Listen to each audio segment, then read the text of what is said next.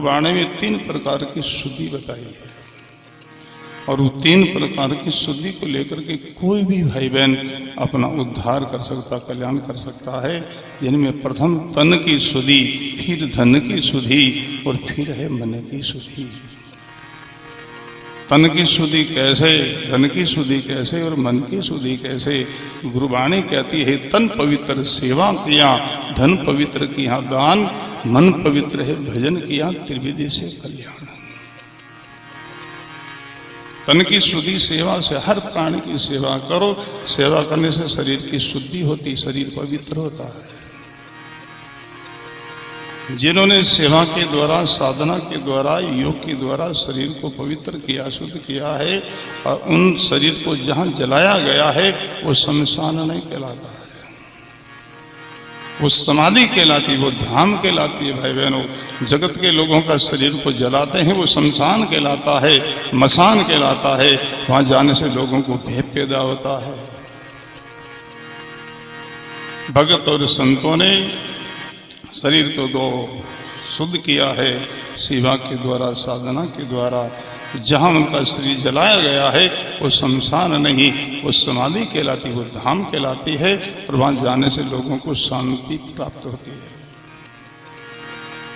और सब ध्यान देना, जहां जहां संतों का शरीर का संस्कार हुआ है वहां हम प्रणाम करते हैं, सिर झुकाते हैं, नमस्कार करते हैं, वहां शांति की अनुभूति करते हैं कि उन्होंने शरीर को पवित्र किया था साधना के द्वारा, भजन के द्वारा, सेवा के द्वारा। तन पवित्र सेवा किया, आलस नहीं करो, बर्बाद नहीं करो, छोटी सी छोटी सेवा करो। छोटी सी छोटी सेवा है वो महान सिद्धि प्रदान करती है भाई, महान सिद्धि प्रदान करती है। पांडवों के यज्ञ के अंदर बताया है, पांडव लोग सब मीटिंग करके और जितनी जो सेवा थी उन्होंने बंटवारा कर लिया। और सब पर ध्यान देना, सब है सेवा करता है वो ही महान होता है, सेवा लेता है वो भिखारी कहलाता, देता है। प्रसन्न ध्यान देना, जो सेवा देता है वो दानी है, जो सेवा लेता है वो भिखारी है। पांडव लोगों ने मीटिंग की, मीटिंग करके सब सेवा को बंटवारा कर लिया कि भगवान कृष्ण के लिए कोई सेवा बाकी नहीं रखो, सब सेवा हम ही सब लोग कर लेंगे। सब उन्होंने बंटवारा कर लिया अलग अलग सेवा का। तो फिर भगवान कृष्ण आए, बोले भाई हमारे लिए कोई सेवा? तो वो सब बोले महाराज जी सेवा का तो बंटवारा हो गया है, आपके लिए कोई सेवा बची नहीं है। तो फिर भगवान कृष्ण ने पूछ लिया कौन कौन सेवा किस किस ने बांटी है। तो सब उस सेवा का लिस्ट बताया, अमुक सेवा अमुक ने, अमुक सेवा अमुक की, अमुक सेवा, सब जो कहते हैं अलग अलग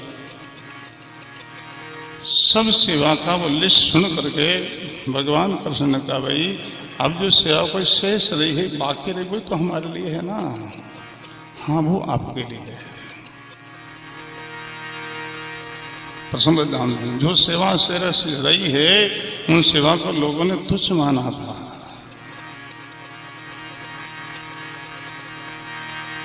वो सेवा सब नहीं कर सकते।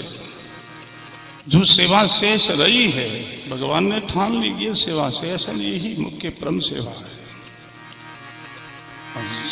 जगत के लोग उस सेवा को हर एक नहीं कर सकते। अभिमानी जो लोग होते हैं वो सेवा नहीं कर सकता।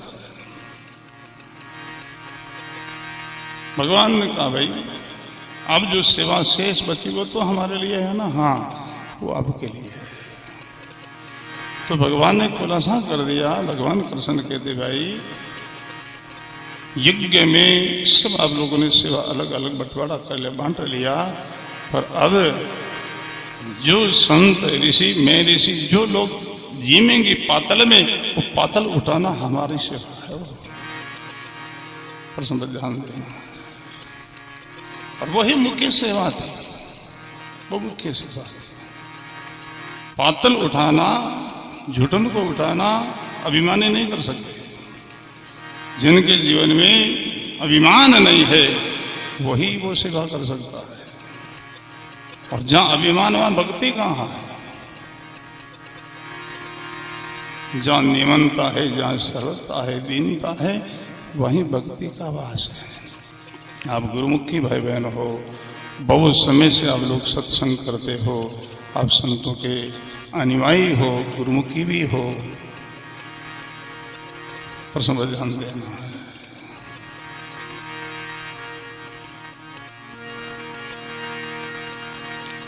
जहां अभिमान है वहां भक्ति नहीं है भाई। देखो पुराना इतिहास देखो आप लोग, जितनी छोटी जातियों में जितने संत हुए हैं ना, वो भी बड़े उजागर हुए, महापुरुष हुए हैं, इतनी बड़ी जातियों में नहीं हुआ है। छोटी जातियों में बहुत संत हुए, बड़े महापुरुष हुए, शुद्ध शब्द के योगी हुए, इतनी बड़ी जातियों में नहीं हुआ है। क्यों नहीं? छोटी जातियों में इतने संत क्यों हुए? जिनका कारण बताया है। छोटी जातियों में कोई अभिमान नहीं होता है, उनमें दीनता रहती, सरलता रहती है। और जहाँ अभिमान नहीं, जहाँ दीनता सरलता, वहीं भक्ति का वास होता है। इसलिए छोटी जातियों में बड़े बड़े संत हुए थे। बड़े लोगों में, बड़ी जातियों के लोगों में जाति का अभिमान होता है, एम होता है, बड़पन होता है। जहाँ अभिमान वहाँ भक्ति कहाँ है? इसलिए हमारी गुरबाणी संदेश देती है, भक्ति गरीबी लीजिए तजदो अभिमाना, दो ही दीनदारा जग में जीवना आखिर मर जाना। और समझ ध्यान देना है। तो भगवान कृष्ण ने पातल उठाने की सेवा प्राप्त की है। हम पातल उठाने में, घुटने उठाने में संकोच करते, लज्जित होते हैं।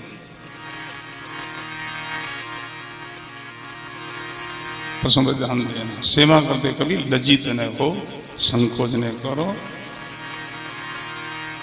जिनकी हम सेवा करते हैं उनका पुण्य प्राप्त होता है, वो अपने को पुण्य दे जाता है। सेवा लेता है उनका पुण्य सीन होता है, जो सेवा देता है उनको पुण्य संचय होता, संग्रह होता है। बोलो राम, सब बोलो प्रेम से राम, संकोच न करो, सब बोलो राम। बड़ा सुंदर प्रश्न है।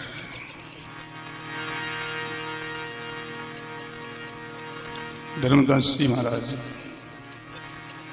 सदगुरु कबीर साहब के परम शिष्य हुए।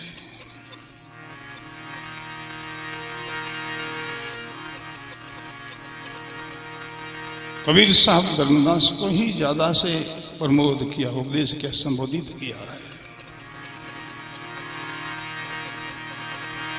कबीर साहब की वाणी में धर्मदास को ही संबोधित करते हुए शब्द मिलता है, कहे कबीर धर्मदास ने, और कहीं शिष्यों का नाम नहीं है। उपदेश अधिकारी को दिया जाता है भाई, अनाधिकारी को नहीं। जो अधिकारी होते हैं उनको ही उपदेश, उनको ही शिक्षा दी जाती है। कबीर साहब की भाषा को, उपदेश को, संदेश को, ज्ञान को समझने वाले धर्मदास जी महाराज थे। गुरु महाराज की भाषा सब लोग नहीं समझते भाई। कबीर साहब कहते हैं, मैं तो पूर्विया पूर्व देश रो, मेरी बोली लखे ने कोई, जो मेरी बोली लगे जिन भाग पूर्व ला होई। पूर्व संस्कारी जो होते हैं, जिनकी पूर्व में संचय होती है, वही महापुरुषों का महावाक्य को समझता है। उनके ही वो शब्द असर करता, चोट करता है। सुनते सब लोग हैं, सबके गुरबाणी असर नहीं करती, चोट नहीं करती है। सदगुरु जी के शब्द को सुन पावे सब कोई, वर्षा वर्षे चारों दिशा पर मोती सीपा हो। खुलासा किया, सुनते सब है, सबका असर क्यों नहीं होता? सब लायक नहीं है, अधिकारी नहीं है। वर्षा सब दिशा में बरसती है, सब जगह मोती पैदा नहीं होता है। सिप्पी के अंदर जो बूंद गिरती है वहां मोती उत्पन्न होता है, और वही मोती उत्पन्न सिप्पी कर लेती है। उनमें क्षमता होती, सामर्थ्य होती है। ऐसे ही गुरबाणी को हजारों लोग सुनते हैं, पर सुनते नहीं, सुनाते हैं, फिर भी असर नहीं, फिर भी रोमांच नहीं होता है, दिल गदगद नहीं होता है, नेत्र कभी भीगता नहीं है। तो समझ ध्यान देना। कोई सीपी के समान मुमुक्षु भाई बहन उनके ही शब्द छोड़ करता है। और शब्द टकर करने के बाद जगत से उपरामता हो जाती है, परिवार से, कुटुंब से उपरामता हो जाती है। घर नहीं चैन, चैन नहीं मन में, लागे मारे चौड़ शब्द की तन में। तो समझ ध्यान देना।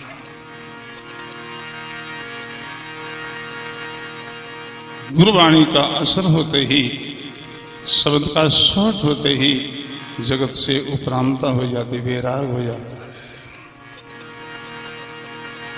जिनके जीवन में पूर्ण वैराग है कोई संन्यास में प्रवेश कर सकता है, उनका ही संन्यास सिद्ध होता है।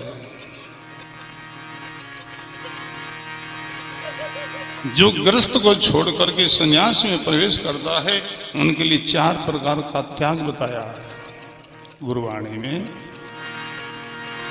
जो 4 प्रकार का त्याग करने में सक्षम है वही संन्यास में प्रवेश कर सकते हैं और उनका संन्यास सिद्ध होगा, बाकी संसारियों से रद्द रहेगा। 4 प्रकार का त्याग, जिनमें प्रथम जन्मभूमि का त्याग, ये प्रथम पहला त्याग है सन्यासी का। जन्मभूमि में कभी वास न करे, निवास न करे, प्रथम त्याग है ये जन्मभूमि का त्याग। दूसरा अपना अधिकार का त्याग, अपनी जमीन जायदाद संपत्ति का त्याग। तीसरा है मां की ममता का त्याग और चौथा है प्रभाती नींद का त्याग। ये 4 प्रकार का त्याग जिनको आदर करे वही संन्यास में प्रवेश कर सकता है।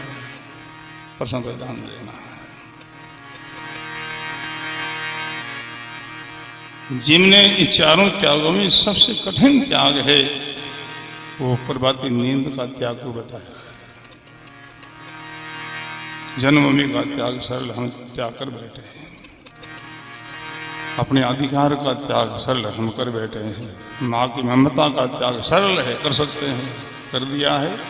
और प्रभाती नींद का त्याग कठिन है, हर एक लोग नहीं कर सकते। सूर्य सवेरे 4 बजे उठ करके नींद का त्याग करके और भजन में लगे, सुमरण में लगे, साधना में लगे, वही सूरा है।